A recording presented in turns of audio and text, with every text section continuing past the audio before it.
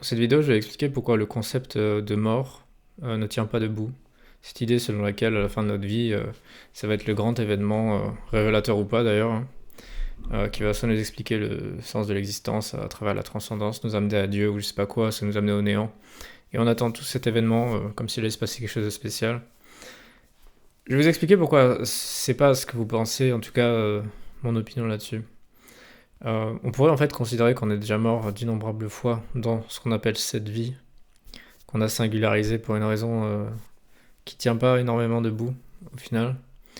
Donc je vais devoir parler de l'ipséité de l'être. C'est l'idée qu'est-ce qui reste quand tout change. Donc c'est l'histoire du bateau de Thésée où on change les planches du bateau d'innombrables fois et à la fin on peut se demander si on parle toujours du même bateau ou pas. Donc finalement, qu'est-ce qui reste dans un corps humain au fil de sa vie qui fait que c'est toujours le même être humain? On pourrait dire que c'est la forme du corps. Sauf que nos formes changent entre quand on est petit et quand on est grand. Nos visages changent, etc. Donc c'est pas la forme du corps. Et puis il suffit que vous ayez un accident qui vous perdez des membres ou quelque chose comme ça, la forme du corps sera pas la même. On pourrait dire que c'est nos pensées. Mais nos pensées changent. Quand on est petit, on ne pense pas du tout la même chose que quand on est adulte. Et donc, c'est pas vraiment ça. On pourrait dire que c'est notre ADN. Sauf que notre ADN, il n'est pas propre à nous. On a un sentiment d'appartenance, mais en fait, on pourrait très bien le concevoir dans un laboratoire. Après notre vie, avant notre vie, c'est juste un ordonnancement d'acides aminés random. On pourrait dire que c'est notre corps physique, mais là, quand on se déplace dans l'espace, tout change, toutes les molécules, etc. Donc c'est pas ça non plus. C'est juste notre perception qui nous fait voir la même forme, mais en soi, tout change. Certains concluent qu'on n'existe pas, ce qui est, à mon avis, j'ai vu ça dans les commentaires de ma précédente vidéo, en fait, juste un argument supplémentaire pour le fait que le concept d'existence ne veut rien dire. Quand on doit, avec un concept qu'on a inventé, conclure qu'on n'existe pas, il faut se poser des questions si le concept d'existence a un sens. C'est un argument supplémentaire à ma vidéo pour dire que l'existence n'existe pas. Donc je vais pas dire moi qu'on n'existe pas, puisque je considère que l'existence ou la non-existence, ça ne veut rien dire. Simplement ce que je vais dire, c'est tout change quand on se déplace. Donc cette ipséité, elle n'est pas conservée. On peut aller beaucoup plus loin que ça. Imaginez que vous voyez la maternité. Quand vous êtes enfant, ou enfin bébé, disons, est-ce que vous seriez capable en fait de vous reconnaître, même de savoir où est-ce que vous êtes? Bien sûr que non. Est-ce que vous seriez capable de savoir ce que vous pensez? Bien sûr que non. Pourtant, ce personnage dont on parle, qui n'est pas vous au final, il a bien existé, entre guillemets, à un moment donné. Donc il est pas assez où ce personnage? Si c'est pas vous. C'est personne d'autre, hein. Il est mort. Enfin, dans notre conception du fait que jamais dans cet univers on repassera par cette personne.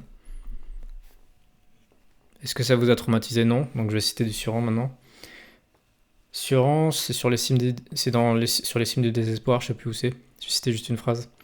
Tout le problème de la mort tient dans la conscience qu'on a le sujet. Sans cela, entrer dans le néant n'a pas la moindre importance. Exactement ce qui s'est passé. Ce bébé, il a disparu. Tout le monde s'en fout. Vous vous en foutez. Deuxième exemple. Donc déjà, le soi du passé, vous n'allez jamais vous reconnaître. Vous n'allez pas vous rappeler de ce que vous pensiez, etc. En fait, le deuxième exemple, il est bien pire. C'est simplement essayer de vous remémorer toutes vos années d'existence. Est-ce que vous croyez vraiment que vous vous remémorez de toutes vos années d'existence?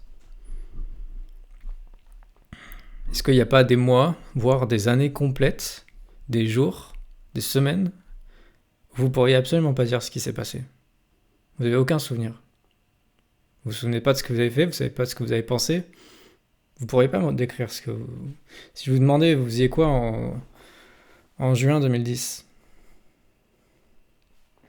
J'en savais rien. Vous aviez aucune idée de vos pensées, de vos idées, de ce jour-là. Si je dis par exemple le 16 juin 2010, bah, vous n'en savez rien. Elle est passée où cette personne qui pensait à plein de choses? Elle est où? Ben, elle est morte. Comme vous du passé bébé, vous n'êtes pas du tout la même personne. Donc voilà. Enfin, morte dans le sens, en fait, dans cet univers, on ne reverra jamais cette cette personne, quoi. Donc, on arrive à la fin de cette histoire. Phrase de surrang que je viens de dire. Le problème de la mort tient dans la conscience qu'on a le sujet. Pourquoi on a peur de la mort? C'est pas compliqué. C'est pas parce qu'on va disparaître.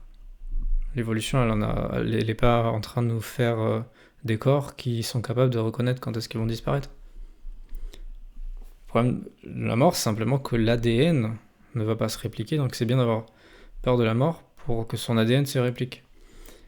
Il faut bien comprendre que ce qui reste en vous et ce qui doit être transmis, c'est votre ADN. C'est pas vos pensées, c'est pas votre mentalité, etc. Donc qu'est-ce qui s'est passé au cours de l'évolution? Vous n'avez pas peur de changer de pensée, vous n'avez pas peur d'oublier tout, vous n'avez pas peur de vous rappeler de rien, puisque ça impacte pas la survie de votre ADN. Donc si vous considérez que ce que vous êtes, c'est pas juste un chiffre qu'on peut faire en laboratoire, mais que c'est vos pensées, etc.,